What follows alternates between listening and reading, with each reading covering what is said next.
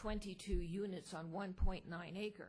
That does not necessarily mean that the alternative is going to be that you are going to have large, expensive homes. That's all a matter of what the Planning Commission and the Council decide, and it's all a matter of setbacks, lot coverage, and parking. No, ladies and gentlemen, we don't allow that in this house. Words speak for themselves, okay? I'd like to make a comment. You know, in some ways, I think that if we only define density as how little space we have for how many larger homes we develop, then probably the Almond Grove wouldn't have been developed, because that's a really dense neighborhood. And I think it's the crowning jewel of our neighborhood mix because of the fact that it has such character. I think one of the points I want to make, and I believe the Vice Mayor said it in an earlier comment, there are various types of housing that we have in this community, and some are underrepresented. And I think one of the issues that we have underrepresented are smaller homes. And I think that what I see here is an opportunity to develop a component of housing that that we have not been very diligent in doing up to this point in time.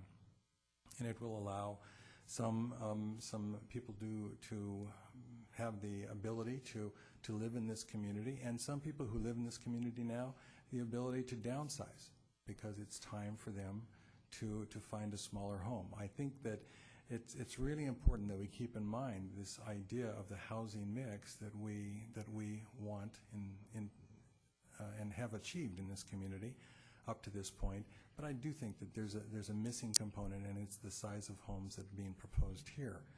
I also think that one of the benefits that we have in this type of development is quality, and as Councilwoman Spector indicated, there's no question about the quality of the product that we're going to get here, because we have a track record in the Rhodson Home Developers that guarantees that we will be very proud of what occurs.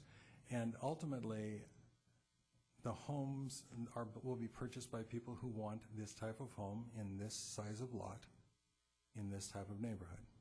And I think that's really the issue that has been unspoken, is that not everyone wants the type of home that perhaps I have, or you have, or people in other neighborhoods have. But there are some homes in this project as proposed that will appeal to a number of people who at this point in time may not be able to find this type of home and this type of site. So for every point there's a counterpoint. We're always, and this is the most interesting part of this job, is that we value various things in this community, and ultimately decisions are based on competing values. And you try to achieve as many of the values as you can as a project comes forward. And the hope is that, you know, as you balance, one value diminishes slightly to the benefit of another value. And in this particular case, I see a value to the type of home and the size of lot, and indeed the density that's being proposed here.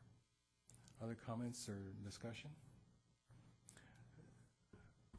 Seeing none, then I think we'll call the question. All those in favor indicate aye. Aye. Opposed? No. No. All right.